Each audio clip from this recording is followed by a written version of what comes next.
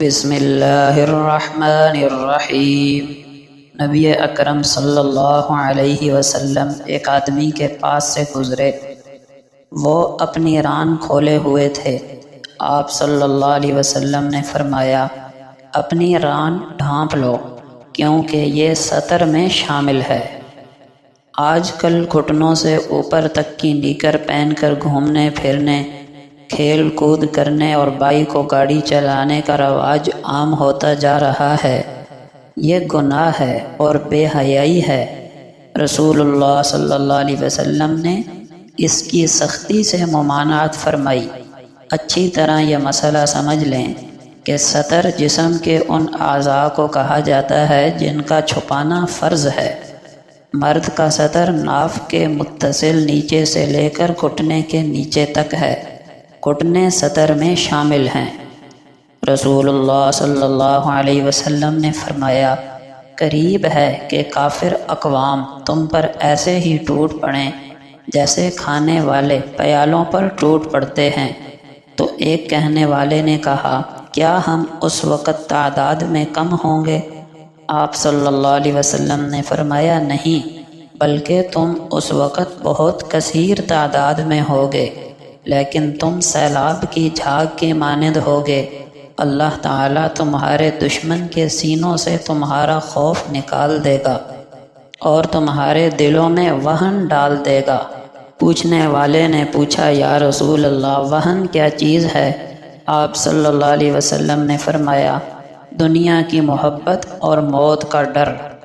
رسول اللہ صلی اللہ علیہ وسلم نے فرمایا، رات خواب میں نے 2 آدمی دیکھے، وہ دونوں میرے پاس آئے اور مجھے بیت المقدس میں لے گئے۔ پھر ہم سب وہاں سے چلے یہاں تک کہ ہم ایک خون کی نہر پر آئے۔ وہاں نہر کے کنارے ایک شخص کھڑا ہوا تھا اور نہر کے بیچ میں بھی ایک شخص کھڑا تھا۔ نہر کے کنارے پر کھڑے ہونے والے کے سامنے پتھر پڑے ہوئے تھے۔ بیچ نہر والا آدمی آتا اور جو ہی وہ چاہتا کہ باہر نکل جائے، فوراً ہی باہر والا شخص اس کے منہ پر پتھر کھینچ کر مارتا، جو اسے وہیں لوٹا دیتا تھا جہاں وہ پہلے تھا۔ میں نے اپنے ساتھیوں سے جو فرشتے تھے پوچھا کہ یہ کیا ہے؟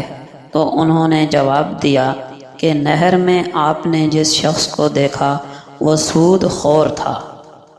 نبی اکرم صلی اللہ علیہ وسلم نے فرمایا، جو شخص لوگوں کا مال اس نیت سے قرض لے کہ اسے ادا کرے گا تو اللہ تعالیٰ اس کی طرف سے ادائیگی کا انتظام فرما دیتے ہیں، اور جو شخص لوگوں کا مال ضائع کرنے یعنی واپس نہ دینے کے لیے قرضہ لے تو اللہ تعالیٰ خود اس قرض واپس نہ دینے والے کو ضائع کر دے گا۔ رسول اللہ صلی اللہ علیہ وسلم نے فرمایا، 6 آدمیوں پر میں لعنت کرتا ہوں، ان پر اللہ نے بھی لعنت کی ہے اور ہر مستجاب دعوات کی ان پر لعنت ہے۔ تقدیر کا انکار کرنے والا، قرآن کریم میں اضافہ کرنے والا، صاحب منصب جو باعزت لوگوں کو ذلیل کرے اور ذلیل کو عزت دے، اللہ تعالیٰ کی حرام کردہ چیزوں کو حلال سمجھنے والا، میری آل و اولاد سے بغض رکھنے والا، میری سنت کو چھوڑنے والا۔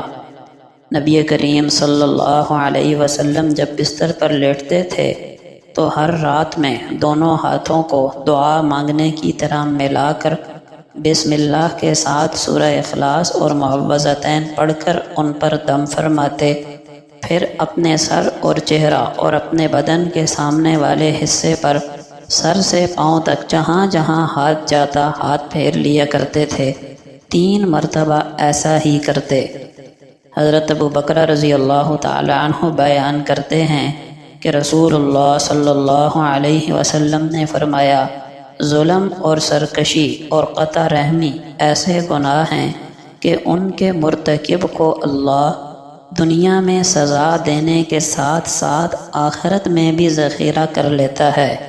حضرت جندب رضی اللہ عنہ فرماتے ہیں کہ نبی اکرم صلی اللہ علیہ وسلم نے فرمایا، جو شخص فجر کی نماز پڑھتا ہے وہ اللہ کی حفاظت میں آ جاتا ہے، اور اس بات کا خیال رکھو کہ اللہ تعالیٰ اپنی حفاظت میں لیے ہوئے شخص کو ستانے کی وجہ سے تم سے کسی چیز کا مطالبہ نہ فرما لیں، کیونکہ جس سے اللہ تعالیٰ اپنی حفاظت میں لیے ہوئے شخص کے بارے میں مطالبہ فرمائیں گے اس کی پکڑ فرمائیں گے اور اسے اوندے منہ جہنم کی آگ میں ڈال دیں گے۔ رسول اللہ صلی اللہ علیہ وسلم کا فرمان ہے، دنیا کی کوئی چیز تیرے پاس نہ ہو لیکن یہ 4 چیزیں ہوں تو تجھے کوئی ضرر نہیں: زبان کی سچائی، حفظ امانت، خشک اخلاقی، لقمہ حلال۔ جو میانہ روی اختیار کرتا ہے وہ مفلس نہیں ہوتا۔ آدمی کے 3 دوست ہیں، ایک تو روح قبض ہونے تک ساتھ رہتا ہے، دوسرا قبر تک اور تیسرا قیامت تک۔ روح قبض ہونے تک کا ساتھی تو مال ہے، قبر تک کا ساتھی اس کے گھر والے اور قیامت تک کا ساتھی اس کے نیک اعمال۔ کوئی فقیر اور غنی ایسا نہیں جس کو قیامت میں یہ تمنا نہ ہو کہ دنیا میں اس کو بقدر ضرورت گزارے کے لائق رزق دیا جاتا۔ جو دنیاوی حیثیت میں تجھ سے زیادہ ہے اس کو مت دیکھ کہ اس سے ناشکری پیدا ہوگی۔ جو شخص اللہ کو ناراض کر کے لوگوں کی رضا چاہتا ہے، اللہ تعالیٰ اس کو لوگوں ہی کے حوالے کر دیتا ہے۔ اللہ تعالیٰ کے نزدیک 2 قطروں سے زیادہ کوئی قطرہ پسندیدہ نہیں، ایک آنسو کا قطرہ جو اللہ کے خوف سے نکلا ہو، دوسرا خون کا قطرہ جو اللہ کے رستے میں گرا ہو۔ بخل اور ایمان ایک دل میں جمع نہیں ہو سکتے۔ جو کسی قوم سے مشابہت اختیار کرتا ہے وہ انہی میں سے ہے۔